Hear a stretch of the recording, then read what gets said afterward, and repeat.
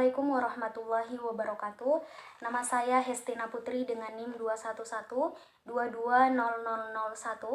merupakan mahasiswi dari jurusan Tadris Matematika Fakultas Tarbiyah dan Ilmu Keguruan Universitas Islam Negeri Dato Karama Palu. Pada video kali ini saya akan mencoba menjabarkan tentang materi persamaan dan fungsi kuadrat, di mana yang perlu pertama kali untuk kita ketahui adalah ciri dari persamaan kuadrat itu. Di sini ciri pertama tentunya adalah sebuah persamaan, kemudian yang kedua adalah pangkat tertinggi dari peubahnya itu adalah 2 dan pangkat terendahnya itu adalah 0. Kemudian koefisien variabelnya itu adalah bilangan real. Selanjutnya adalah koefisien variabel berpangkat 2 itu tidak boleh sama dengan 0. Nah, terakhir adalah koefisien variabel berpangkat 1 dan 0 itu dapat bernilai 0. Selanjutnya adalah setelah kita mengetahui ciri dari persamaan kuadrat, kita lanjut pada materi tentang bentuk umum daripada persamaan kuadrat. Yakni, saya coba untuk tuliskan, bentuk umumnya adalah AX pangkat 2 ditambah BX ditambah C itu sama dengan 0. Nah, perlu kita ketahui bersama bahwasannya A ini teman-teman merupakan koefisien dari AX pangkat 2. Nah, X ini merupakan variabel. Begitu juga dengan B, ini merupakan koefisien dari X ini merupakan variabel. Dan C ini merupakan konstanta, teman-teman. Contoh, misalnya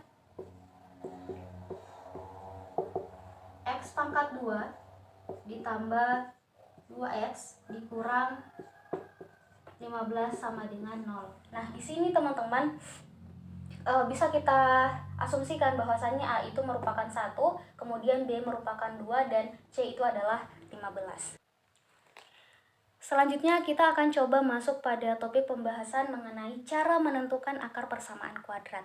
Di sini kita sudah punya 3 cara. Pertama dengan cara memfaktorkan, kedua dengan cara melengkapkan kuadrat sempurna, dan terakhir itu dengan cara menggunakan rumus.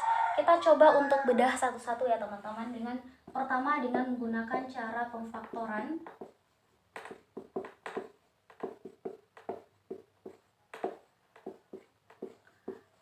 Langsung saja ke contoh soal, yakni kita punya soal X pangkat 2 dikurang 5X ditambah 6 sama dengan 0. Kalau kita menggunakan cara pemfaktoran, maka faktor yang akan kita dapat adalah dari persamaan ini adalah X dikurang 3 X dikurang 2 sama dengan 0. Nah, kenapa bisa hasilnya ini teman-teman? Hasil pemfaktorannya adalah ini. Jadi kalau kita misalkan mengalihkan X dikali X dikali X itu menghasilkan X pangkat 2 teman-teman. X dikali minus 2 itu menghasilkan minus 2X, kemudian negatif 3 dikali X itu menghasilkan negatif 3X. Kemudian negatif 3 dikali negatif 2 itu menghasilkan positif 6. Jadi kalau kita kalkulasikan, maka variabel yang sama ada ini, negatif 3X, negatif 2X dikurang negatif 5X menghasilkan negatif 5X. Seperti itu teman-teman. Sehingga faktornya yang cocok adalah faktornya yang cocok adalah X dikurang negatif 3 dikali X negatif 2. Kemudian lanjut. Kemudian atau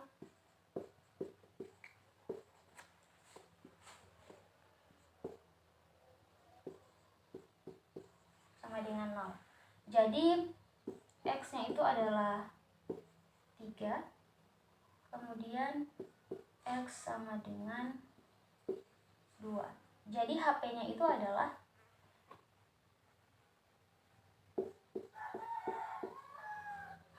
adalah 3,2. Seperti itu teman-teman. Sangat mudah untuk menggunakan cara pemfaktoran, yang penting kita bisa paham perkalian. Seperti itu. Selanjutnya kita coba untuk melakukan cara kedua, yakni melengkapkan kuadrat sempurna. Di sini kita sudah punya contoh soal, yakni x pangkat 2 ditambah 10x ditambah 21 sama dengan 0. Selanjutnya adalah sama dengan x pangkat 2 ditambah 10x ditambah 21 dikurang negatif 21 sama dengan 0 dikurang dikurang 21. Hasilnya adalah ini tentu habis, kemudian tersisa negatif 21. Selanjutnya adalah x pangkat 2 ditambah 10x ditambah 25 sama dengan negatif 21 ditambah 25. Kenapa tiba-tiba ada 25 di sini? Karena di sini kita harus memperlakukan hal yang serupa, tidak ada lagi yang namanya istilah pindah ruas, tetapi istilahnya adalah perlakuan yang sama. Jadi kalau sisi ruas kanan diperlakukan misal negatif 2, maka di ruas kanan pun harus diperlakukan hal serupa dengan ruas kiri, seperti itu. Kemudian setelah dikalkulasikan, negatif 21 ditambah 25 adalah 4 hasilnya. Nah, di sini kita sudah masuk pada pemfaktoran, teman-teman. Jadi kalau x tambah 5 pangkat 2 itu adalah hasilnya ini, teman-teman. Nah, itu namanya pemfaktoran seperti yang di cara pertama tadi. Kemudian x tambah 5 itu sama dengan kurang lebih akar 4 sama dengan kurang lebih 2.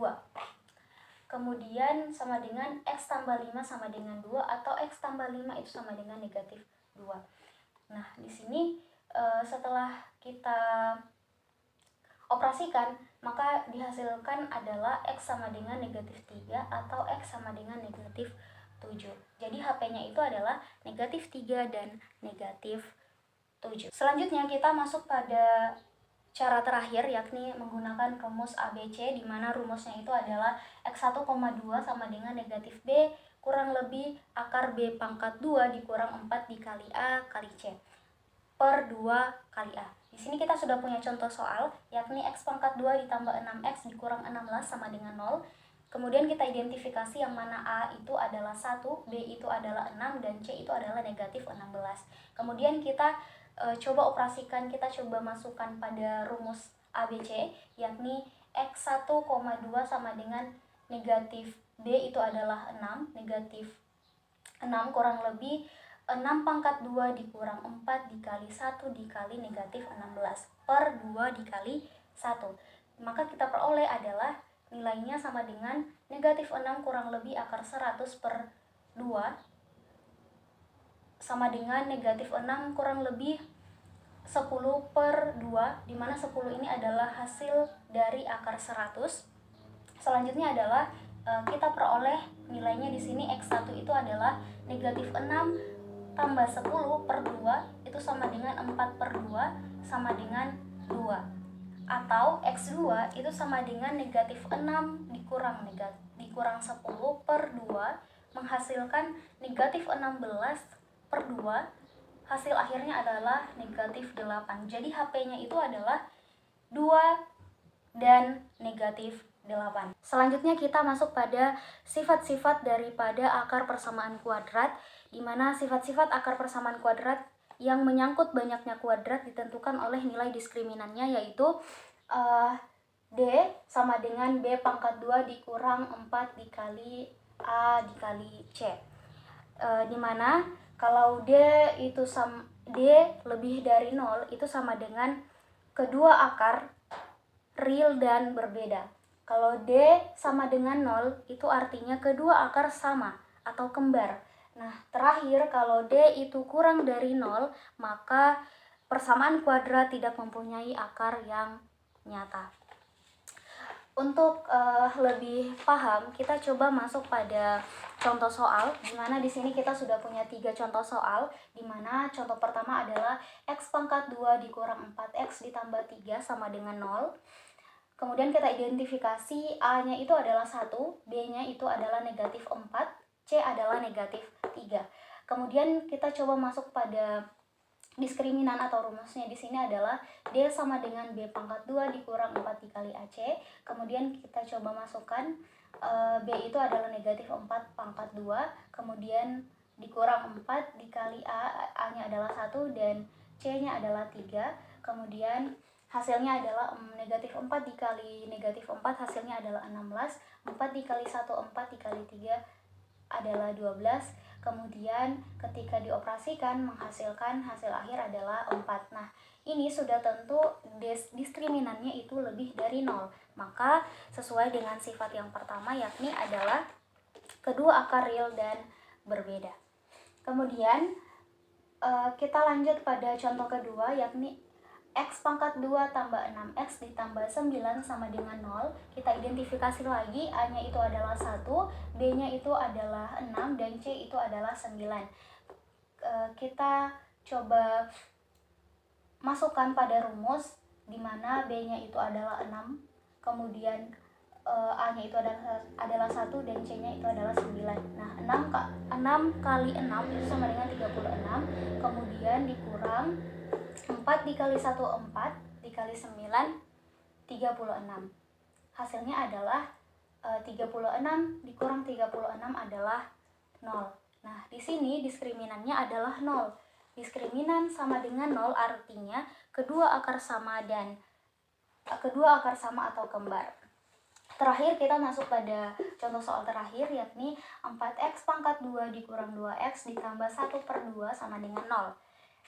Dimana A-nya itu adalah 4, B-nya itu adalah negatif 2, dan C-nya itu adalah 1/2. Kita masukkan pada diskriminan B pangkat 2 dikurang 4 dikali AC.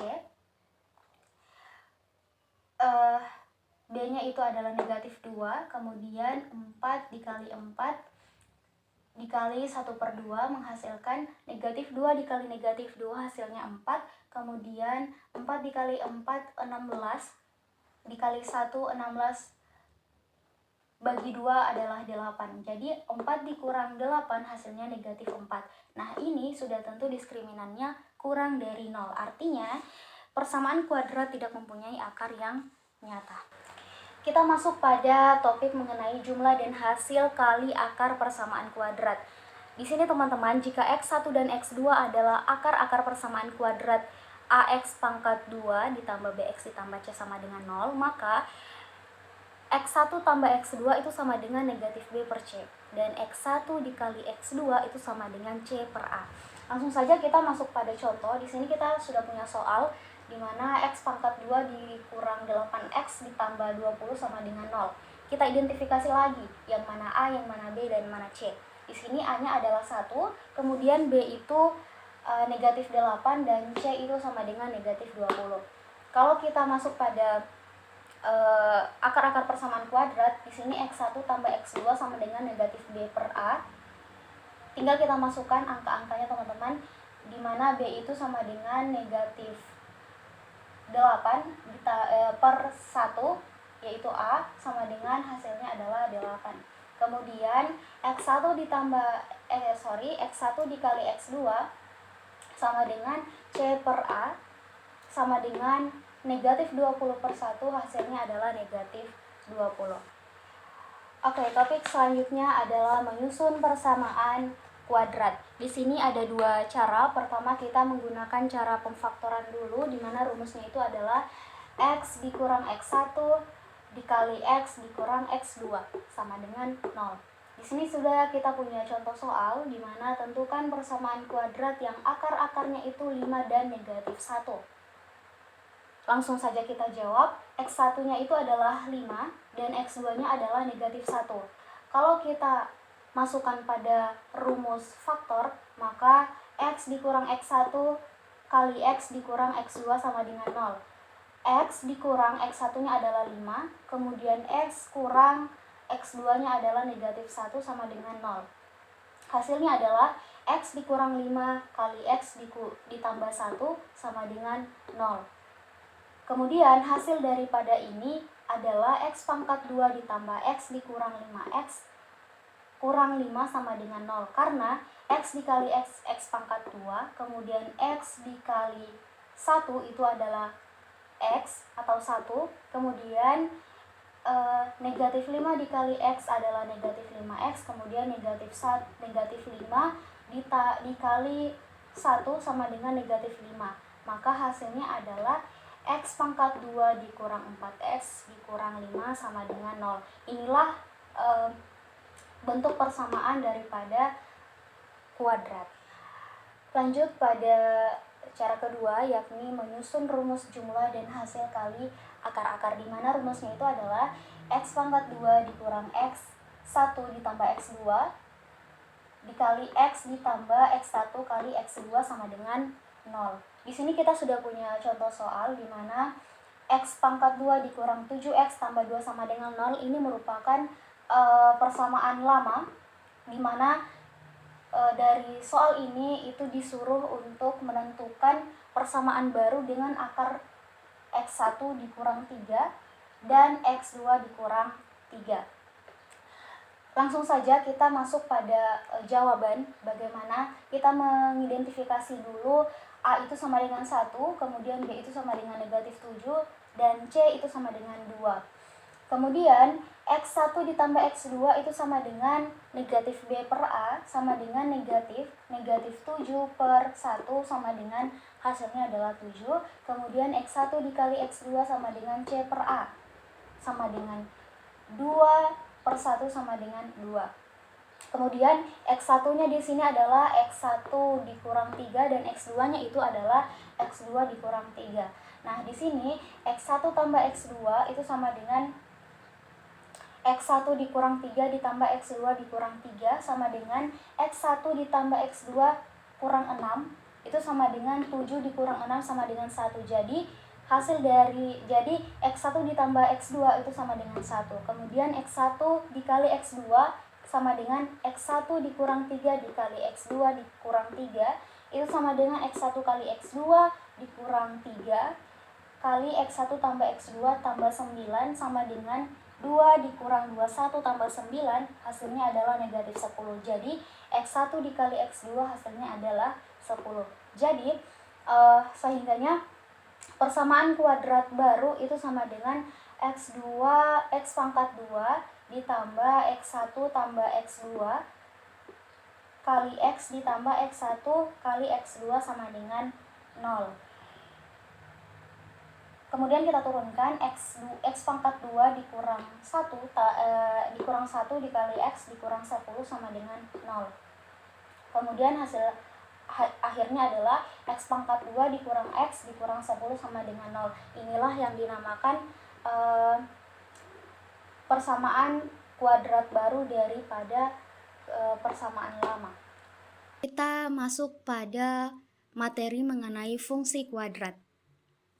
Fungsi kuadrat adalah fungsi yang mempunyai bentuk umum, yaitu Y sama dengan Fx sama dengan Ax pangkat 2 ditambah Bx ditambah C, dengan A, B, C itu elemen dari R, dan A itu tidak sama dengan 0.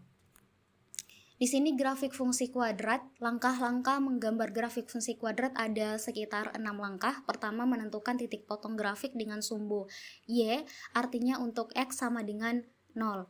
Kemudian yang kedua, menentukan titik potong grafik dengan sumbu X, artinya untuk Y sama dengan 0. Ketiga, menentukan persamaan sumbu simetri, artinya untuk X sama dengan negatif B per 2A. Selanjutnya, menentukan koordinat titik balik minimum atau maksimum, artinya untuk X dikurang Y sama dengan negatif B per 2A, kemudian D per 4A. Selanjutnya adalah menentukan beberapa titik lain, itu bila diperlukan ya. Kemudian yang terakhir adalah menggambar kurva mulus parabola melalui titik yang diperoleh dari nomor 1 sampai dengan nomor 5. Nah, kemudian ada kemungkinan kedudukan grafik fungsi kuadrat Fx sama dengan Ax pangkat 2 ditambah Bx tambah C berdasarkan nilai A dan D sama dengan B pangkat 2 kurang 4A kali C. Bisa dilihat di sini gambarnya teman-teman ya. Selanjutnya kita langsung masuk pada contoh soal. Grafik fungsi, coba gambarlah grafik fungsi. Selanjutnya kita masuk pada contoh soal. Langsung saja kita masuk pada contoh soal. Gambarlah grafik fungsi Y sama dengan X pangkat 2 ditambah 6X dikurang 7. Jawabannya adalah Y sama dengan X pangkat 2 ditambah 6X dikurang 7, A sama dengan 1, B sama dengan 6, C sama dengan negatif 7. Kemudian diskriminannya adalah B pangkat 2 dikurang 4 dikali AC sama dengan B adalah 6, 6 pangkat 2 hasilnya adalah 36, kemudian dikurang 4 kali 1, 4 dikurang negatif 7 adalah 28. Kemudian hasilnya adalah 64, artinya lebih dari 0, maka diskriminannya adalah lebih dari 0. Artinya, kedudukan grafik terbuka ke atas dan memotong sumbu X di 2 titik. 1. Titik potong dengan sumbu Y, di mana X sama dengan 0. Y sama dengan X pangkat 2 ditambah 6X dikurang 7, X sama dengan 0, Y sama dengan 0 pangkat 2 ditambah 6 dikali 0, dikurang 7 sama dengan negatif 7. Jadi koordinat titik potongnya adalah 0, negatif 7. Kemudian titik potong dengan sumbu X, di mana Y sama dengan 0. Y sama dengan 0. X pangkat 2 ditambah 6X dikurang 7 sama dengan 0. Di sini kita faktorkan X kurang 1 kali X tambah 7 sama dengan 0, di mana X-nya adalah 1 dan atau X sama dengan negatif 7. Jadi koordinat titik potongnya adalah 1,0 dan negatif 7,0. Kemudian langkah ketiga adalah persamaan sumbu simetri, di mana X dikurang B per 2A sama dengan negatif 6 per 2 dikali 1 sama dengan negatif 6 per 2 hasilnya adalah negatif 3. Jadi persamaan sumbu simetrinya adalah X sama dengan negatif 3. Kemudian menggambar kurva mulus, di sini bisa kita lihat sama-sama teman-teman gambar kurvanya. Kemudian terakhir adalah koordinat titik balik minimum. X kurang Y sama dengan negatif B per 2A sama dengan negatif D per 4A. X sama dengan negatif B per 2A sama dengan negatif 3, dan Y itu sama dengan negatif D per 4A sama dengan negatif 64 per 4 dikali 1 sama dengan negatif 16. Jadi titik puncaknya adalah negatif 3 dan negatif 16.